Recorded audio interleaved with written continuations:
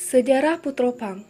Pada abad ke-17, Kesultanan Aceh Darussalam di bawah pimpinan Sultan Iskandar Muda mengalami masa keemasan dan termasuk salah satu kekuatan adidaya di dunia, khususnya di kawasan Selat Malaka. Di balik kesuksesan, seorang laki-laki selalu ada orang perempuan di balik layar.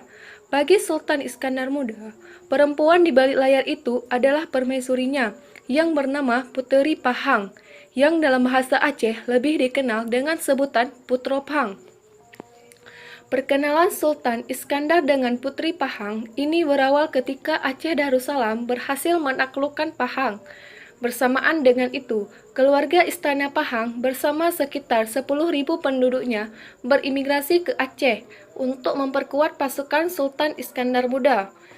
Sultan Iskandar Muda rupanya tertarik dengan seorang putri dan Pahang yang bernama Putri Kamaliyah.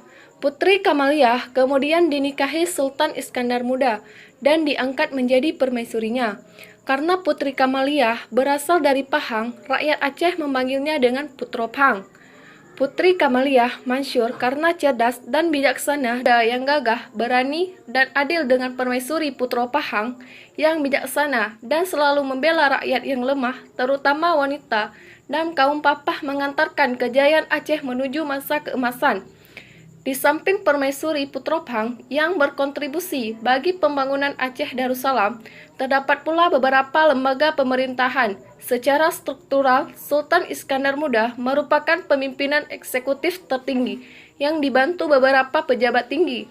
Mereka adalah Qahi Malikul Adil dengan 4 orang mufti di bawahnya, Menteri Dirham Keuangan, Baitulmal yang di bawah ada Bala Furdat, Bea Cukai. Balai Sari dan Balai Gading masih merupakan rumpun lembaga eksekutif, sedangkan Balai Majelis Mahkamah Rakyat masuk dalam rumpun lembaga legislatif. Lembaga ini secara resmi dibentuk pada tanggal 12 Rabiul Awal 1042 atau 1633 dan ditulis dalam suatu undang-undang yang disebut dengan Qanun Al-Asy Darussalam. Perkawinan Sultan Iskandar Muda dengan Putri Kamaliyah dianugerahi seorang putri yang bernama Putri Sari Alam yang menikah dengan Sultan Iskandar Sani, dan setelah suaminya itu meninggal, Putri Sari Alam naik tahta menjadi sultanah dengan gelar Sultanah Tajul Alam Saifuddin. Sultan Iskandar Sani juga dikenal dengan Raja Moghal. Ia adalah putra dan Raja Ahmad Shah Pahang, yang termasuk keluarga Pahang yang di bawah Sultan Iskandar Muda ke Aceh. Nama asli Putri Pahang adalah Putri Jamilah. Ada yang menyebut Kamaliyah, yang juga terkenal dengan nama Putro Pang. Pahang, menurut satu riwayat, perkawinan Putri Pahang dengan Sultan Iskandar Muda berlangsung setelah melalui peristiwa yang sangat luar biasa.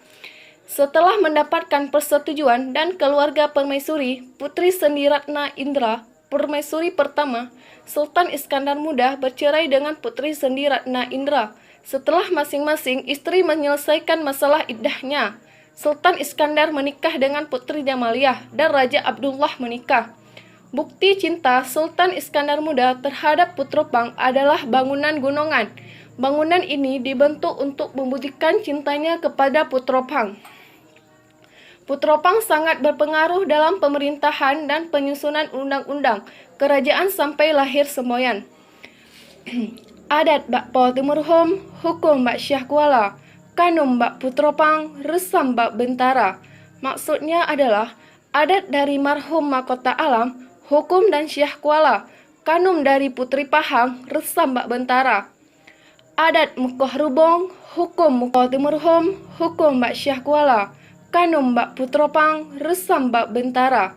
Maksudnya adalah adat dari marhum Mahkota Alam, Hukum dan Syah Kuala, Kanum dari Putri Pahang, Resam Bak Bentara. Adat Mukoh Rubong, Hukum Mukoh Puri, adat Jebang Raho Takung, Hukum Hanjit Barang Gaho Taki. Adat dapat dipotong seperti memotong rebung, hukum seperti memotong sagak atau hujung buluh keras. Hukum tak dapat diatur dengan semena-mena, melainkan wajib didasarkan Quran dan hadis. Kalimat Majelah Kanun Bak Putropang muncul karena sang permaisuri cerdas dan bijaksana dalam memutuskan perkara dalam kehidupan sehari-hari masyarakatnya. Kebijaksanaan Putropang bermula pada kasus yang dihadapi pembagian harta warisan